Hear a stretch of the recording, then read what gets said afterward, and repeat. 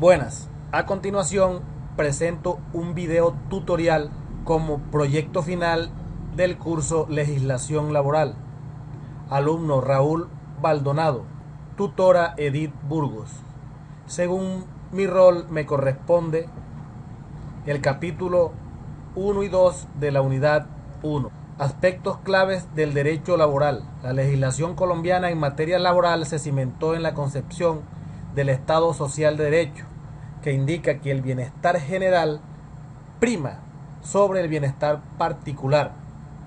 Por tal motivo, la Constitución colombiana es muy clara al afirmar en su artículo 25 que el trabajo es un derecho y una obligación social y goza en todas sus modalidades de la especial protección del Estado, ya que toda persona tiene derecho a un trabajo en condiciones dignas y justas.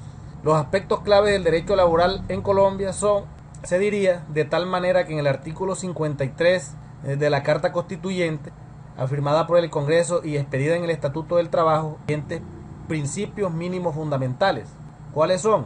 Igualdad de oportunidades, remuneración mínima, estabilidad en el empleo, irrenunciabilidad a los beneficios mínimos establecidos en las normas laborales, capacidad para transigir y conciliar sobre los derechos inciertos y discutibles, buscando la situación más favorable al trabajador, primacía de la realidad sobre las formalidades establecidas por los sujetos de las relaciones laborales, garantía de la seguridad social, capacitación y protección especial a la mujer, a la maternidad y al trabajador menor de edad. Elemento fundamental del derecho laboral, en términos generales se puede decir que un individuo será sujeto al derecho laboral cuando reúna las siguientes características. Primero, realice una actividad de forma subordinada sin importar si es continua o no. Segundo, recibir periódicamente una remuneración pecuniaria en efectivo o en especie. Tercero, contar con un contrato verbal o escrito que garantice su prestación. Características de los contratos de trabajo. Los contratos de trabajo se caracterizan por ser típicos y nominados, tiene una regulación legal y específica y conjunta la actividad a realizar. Onerosos.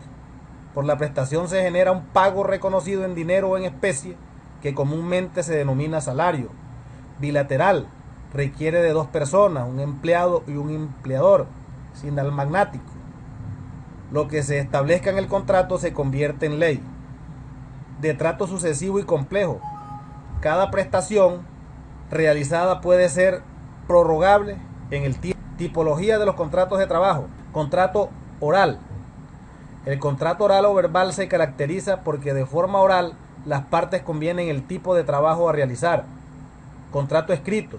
Es un documento firmado por las partes y en él están presentes como mínimo las cláusulas asociadas a la identificación de las partes firmantes, su domicilio principal, su identificación personal, así como también el lugar y la fecha en que se celebró el contrato.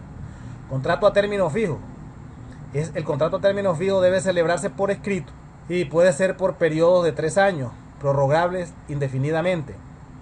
Para el caso de los contratos a término fijo inferior a 1 año, las partes pueden determinar su duración y prorrogarlo sucesivamente por periodos iguales o inferiores al tiempo inicialmente pactado.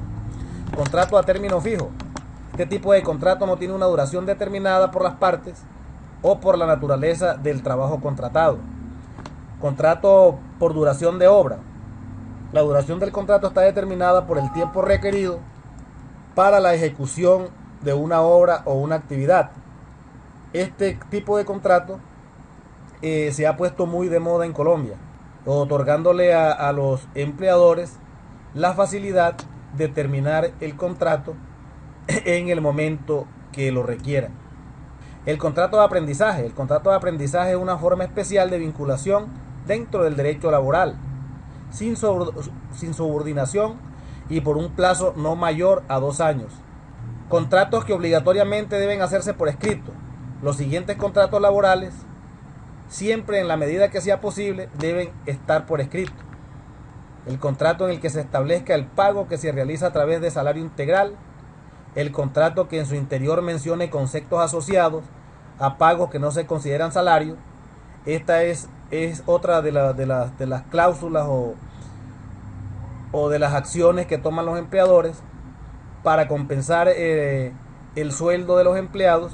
Le otorgan bonificaciones que no se establecen como salario, y por tanto no se ve reflejado en lo que es vacaciones, primas, entre otros aspectos. Los contratos a término fijo, donde claramente debe establecerse el periodo de prueba y el preaviso no tendrá una prórroga del mismo.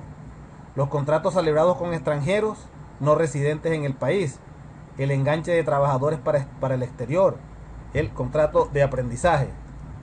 Periodo de prueba. Esta etapa inicial del contrato de trabajo tiene por objeto permitir al empleador evaluar el espíritu del trabajador, igual que el trabajador evaluar la empresa con la que está vinculada. Durante la vigencia del periodo de prueba, cualquiera de las partes puede terminar el contrato de trabajo. Deberes y prohibiciones de los empleadores. Partiendo de la premisa de que el contrato de trabajo, como todos los contratos, deben ejecutarse de buena fe, y por consiguiente obliga no solo a lo que en él se expresa, sino a todas las cosas que emanan precisamente la naturaleza de la relación jurídica o que por la ley pertenezcan a ella.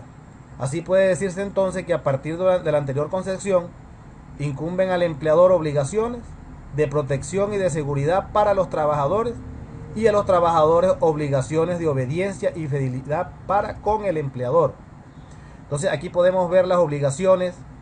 Prestar primeros auxilios. Para esto se debe tener, según la ley, una brigada de emergencia, y cuando la empresa es grande, tener un centro de atención inmediata, puede ser una unidad de salud, auxiliar a los trabajadores en caso de un accidente o de una enfermedad súbita, guardar respeto, conceder al trabajador las licencias necesarias. Ahora, ¿qué se le prohíbe al empleador?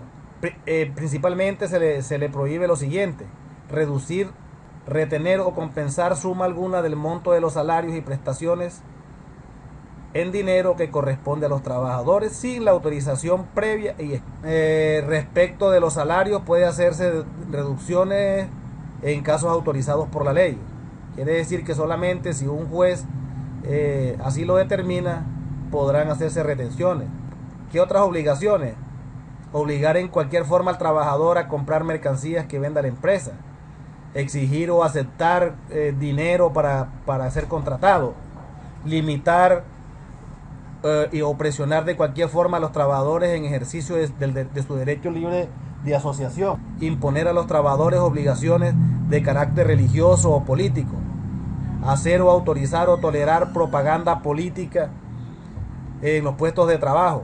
Su violación se convierte en una causal para determinar que un contrato de trabajo ha llegado a su fin.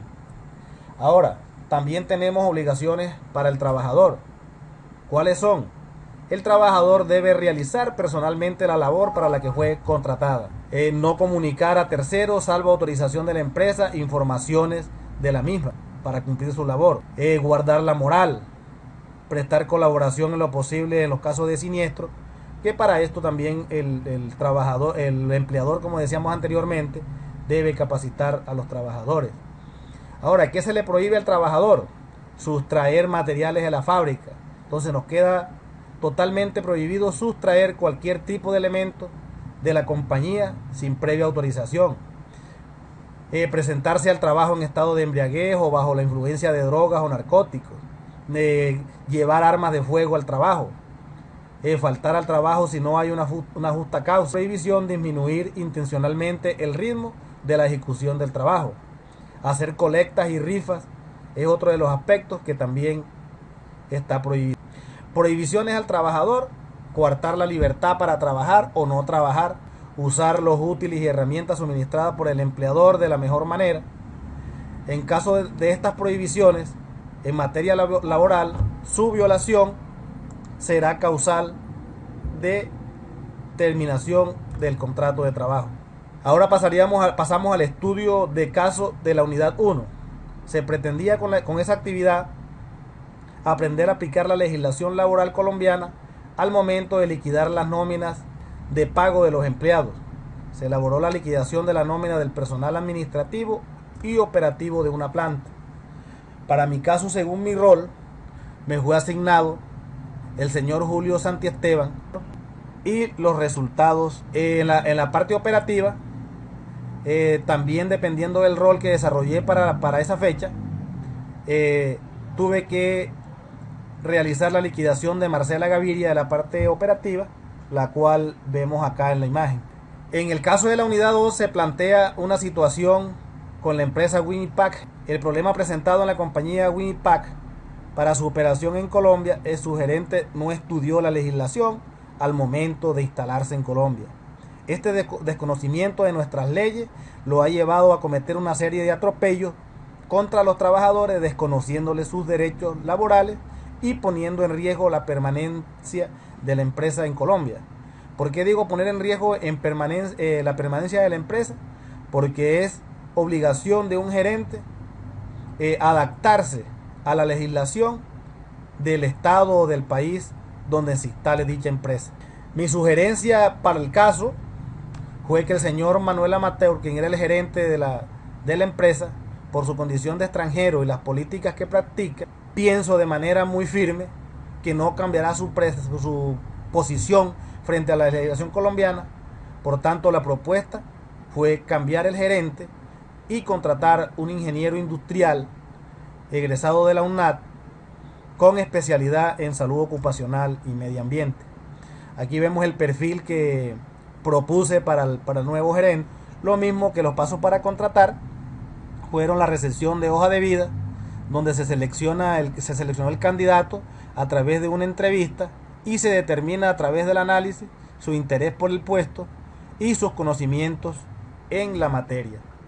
La legislación laboral colombiana y no tenía la disposición para aprender de ella y poderla aplicar. En la siguiente fase, entonces, elaboramos todo lo que fue la documentación requerida para contratar a una persona en las empresas en Colombia. ¿Cuáles son la documentación? El contrato de trabajo, la afiliación a EPS, la afiliación a ARL, la afiliación a cajas de compensación y la afiliación al fondo de pensión. En la imagen de fondo vemos el formato de afiliación a EPS, el cual me correspondió según mi rol. De igual manera, la guía nos solicita realizar una pregunta y una respuesta con uno de los videos entregados en el regalo del mes. Mi pregunta es: ¿qué es Jun Ho? Y mi respuesta es un saludo que utilizaban los empleados de la fábrica de Walter y que luego se convirtió en una idea exitosa de negocio, lo que llevó a Peggy, una empleada, a que obtuviera su propia planta, su propia oficina. ¿Qué realmente es un Go? Es una manera de trabajar en equipo, es una manera de darle el valor agregado al trabajo. Veíamos en el video que al momento de Peggy aprender de lo que era un Go, se estableció que se observaban las ardillas en un bosque, la forma como trabajaban y cómo le daban valor a lo que hacían, preparándose en el verano para afrontar el invierno. Entender que todo trabajo es importante.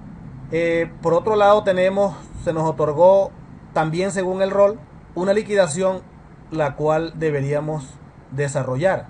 Según mi rol, me corresponde a la señora Ana Estela Mendoza, y en la imagen que ven en la diapositiva se puede observar la liquidación legal que le fue entregada a la señora Estela Mendoza. Vemos el formato de liquidación de prestaciones, el cual están pues los valores discriminados, tales como cesantías, intereses de cesantía, prima de diciembre, vacaciones, y lógicamente sabemos que la prima de junio ya fue pagada y por tanto no aparece en este formato de liquidación. Esto ha sido el video tutorial. Gracias. Un agradecimiento muy especial a nuestra tutora Edith Burgos por su constante acompañamiento, y espero que continúe por mucho tiempo enseñando a los colombianos.